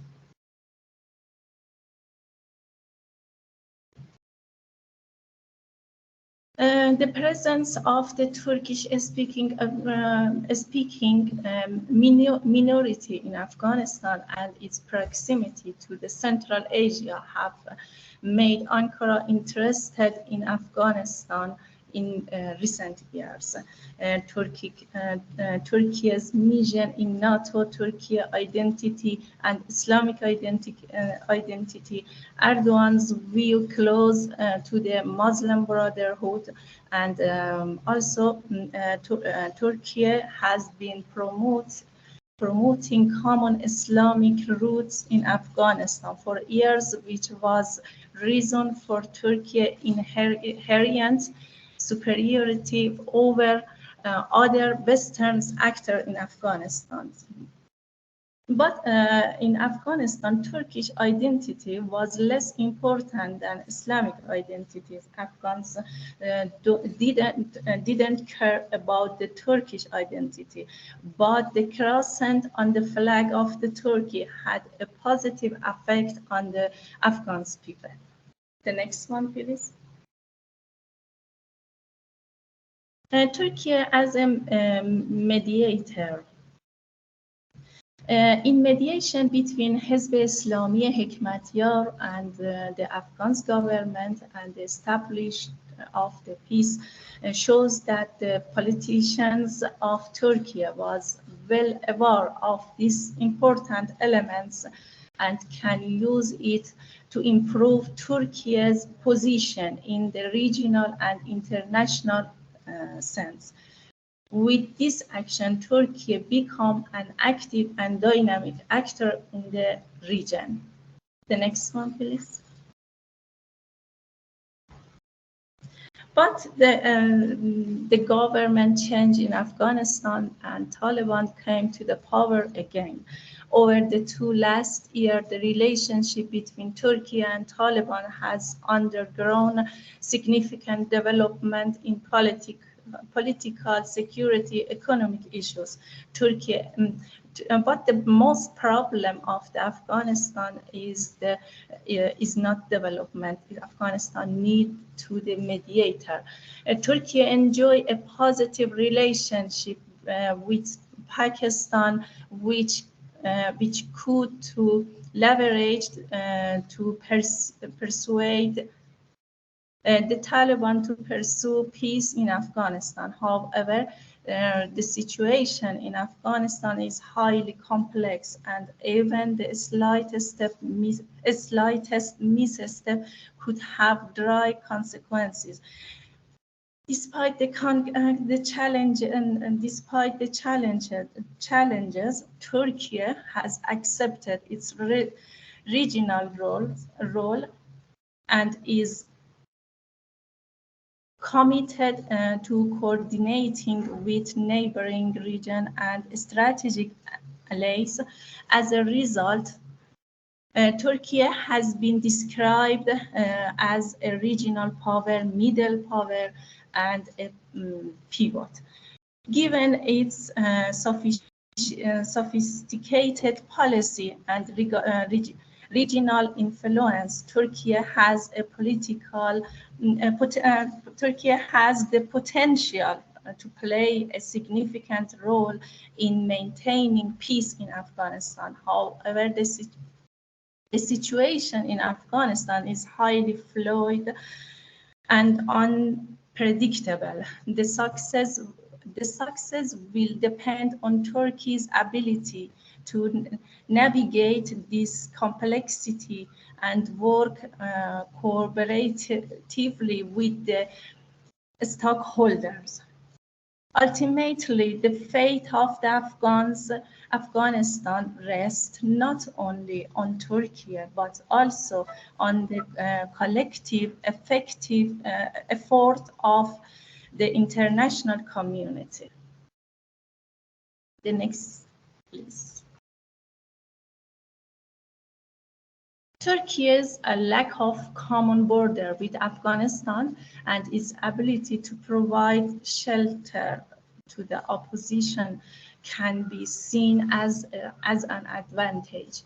By leveraging this advantage, Turkey can exert pursuit on the Taliban to engage in negotiation aimed at establishing a comprehensive and inclusive government in Afghanistan. If the inter-Afghan talks were to commence, it would be a positive development for Turkey, as it could play a constructive role in facilitating the negotiations.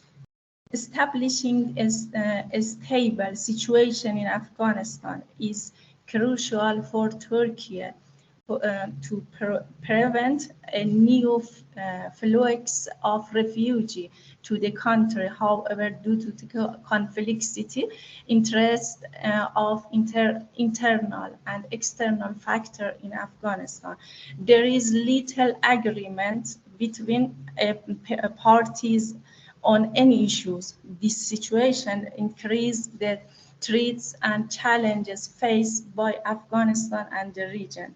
In this context, Turkey can act as a mediator between parties working in cooperation with the region to maintain stability and prevent further destabilization of Afghanistan. The next one, please.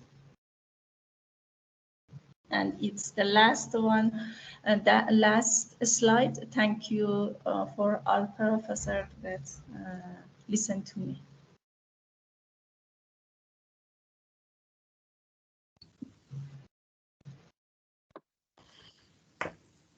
Mr. Akala, do you have any contributions to the presentation? No, not nice. Well, okay, maybe. Contributors. Friends have questions to her, to Shirin. Do you have any questions to the Ms. Shirin and Mr. Akala?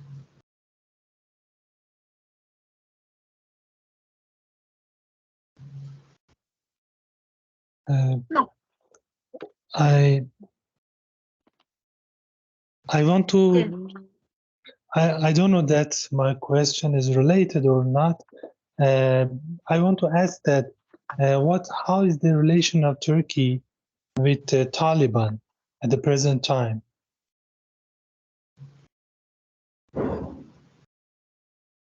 Shirin, go ahead. Yes, Professor. Taliban had a good relationship with the all countries and also with the Turkey. They traveled 2 or 3 more times to the Turkey and they had meet the Turkish government. And also travel religion groups to the Afghanistan and Turkey's work in Afghanistan nowadays. Yeah, shall I say a few words, if I may? I have a question. Currently, there's some problem between Iran and Taliban on the border due to the sharing, due to the water dams. It's possible in the future there will be a regional war between Iran and Afghanistan Taliban's. There is problem between Iran and Taliban on the water issues.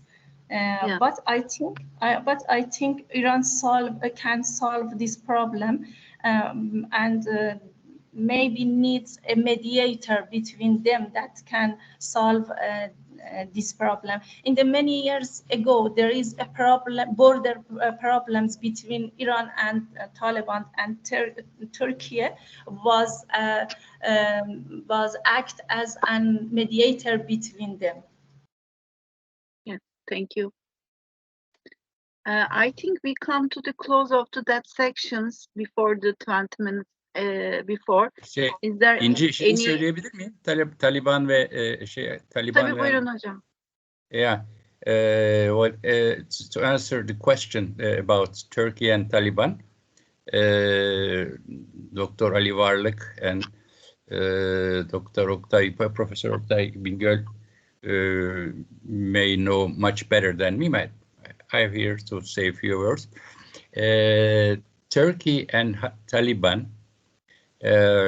had rather good relations because the Talibans are Sunnis, and well, most of the Turks are Sunnis, and that's why historically and as far as the beliefs are concerned, we have rather close, rather good relations. But Turkey did not recognize Taliban officially, but Taliban representatives came to Turkey, talked with authorities, and had some common projects. I don't know about the details. So this is the answer to the question. Thank you. Thank you for response. If I may, I would like to make some contribution to Cüneyt Hoca, starting from where he ended.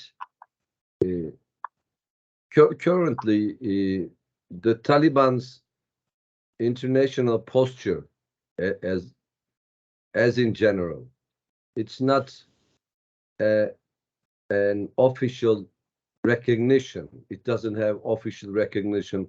Majority of the states throughout the world, but covertly, this recognition goes on. Particularly, United States, for example, has deep relations. I cannot say good or bad, but deep relations with Taliban. And in this context, Russia has relations with that.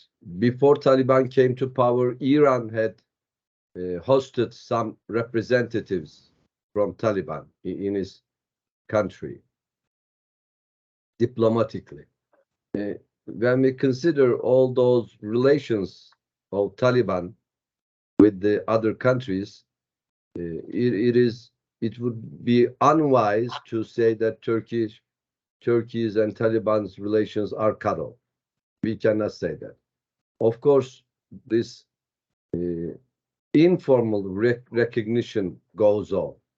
But the point here is that I would argue that the idea that Taliban is Sunni and Turkey is Sunni, I would argue that idea because Taliban's religious understanding has changed the tissue of the moderate or traditional or conventional, let's say it's a better term maybe, Sunni idea. Taliban is Deobandi and much more apart from the understanding of Turkey. But so from this perspective, we can hardly say that the similarity of the belief similarities will help to enhance the relations. No, this is not the case.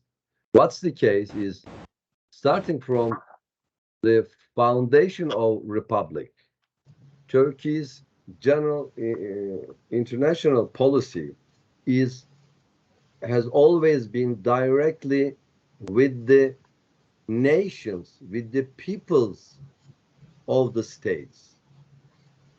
So when we take apart the exception of last 20-year international relations of leader to leader or regime to regime relationship, traditional Turkish international relations is based upon the people to people relations rather than to leader relations. At this context, Turkey's relation with its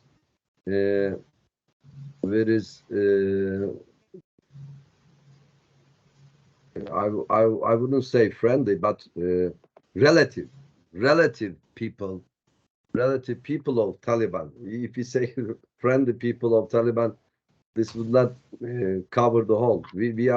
We came from the same history, so we are relatives.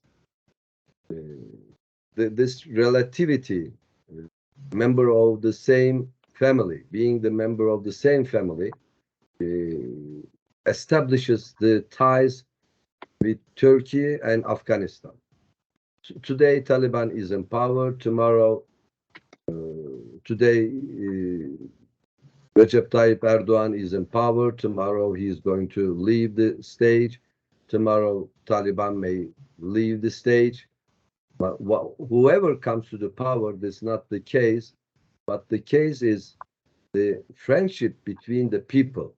So this ties has already been established since the maybe early, much more earlier than the foundation of modern Turkish Turkey Republic. But it was the basis, the foundation, and major principles has already established based upon the peoples to people interconnectedness.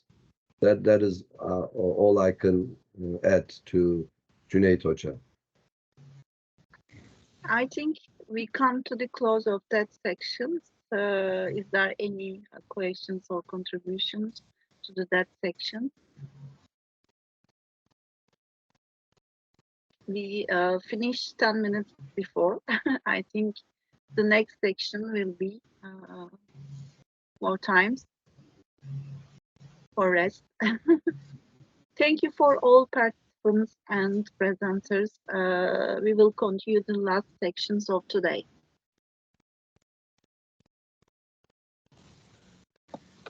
Ali Hoca, at what time are we going?